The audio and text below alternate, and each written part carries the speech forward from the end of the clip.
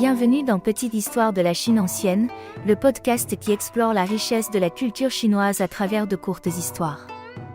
Nous sommes en l'an 209 avant notre ère, à la toute fin de la dynastie Qin. L'empire, unifié depuis moins de 2 décennies, est déjà secoué par des tensions internes. Le pouvoir centralisé et les travaux gigantesques, comme la Grande Muraille ou le mausolée de Qin Shi Huang, épuisent le peuple. Des milliers de paysans sont réquisitionnés pour des corvées interminables, traités comme des esclaves. Parmi eux, 2 hommes, Shen Sheng et Wu Guan.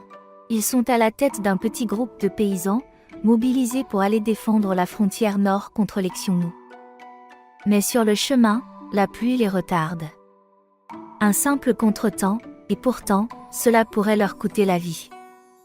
Sous les lois impitoyables de l'Empire, tout retard est considéré comme une faute grave, souvent punie de mort. Shen Sheng et Wu Guan comprennent qu'ils seront condamnés. Alors, ils se posent une question décisive. Pourquoi ne pas se révolter ?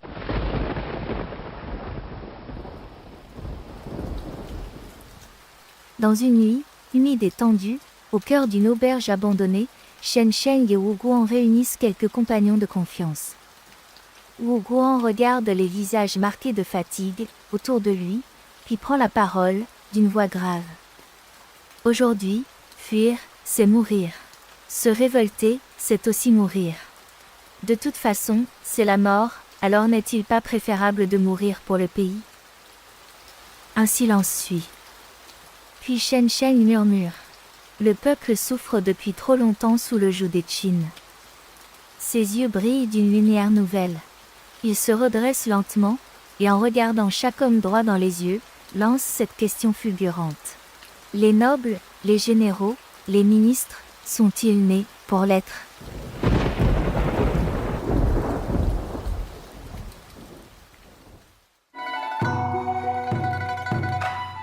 Cette phrase, radicale et audacieuse, remet en question tout l'ordre social de la Chine impériale. Elle affirme que personne n'est destiné à rester esclave, que le destin peut être changé, par le courage et la révolte. Les paysans, d'abord hésitants, finissent par être convaincus. Ensemble, ils tuent les surveillants, et prennent les armes. Shen Sheng se proclame roi de Shu, réveillant la mémoire d'un ancien royaume détruit par les Qin. Le soulèvement se répand comme une traînée de poudre, à travers la Chine. Pour la première fois, ce ne sont plus des nobles, qui contestent l'autorité impériale, mais des hommes du peuple. La dynastie Qin ne tiendra que 3 ans, après cette révolte. Alors que la Chine s'apprête à entrer dans une nouvelle ère.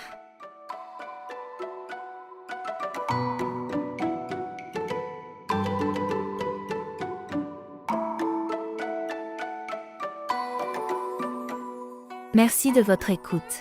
Si cet épisode vous a intéressé, n'hésitez pas à le partager ou à laisser un commentaire. À très bientôt dans un prochain épisode.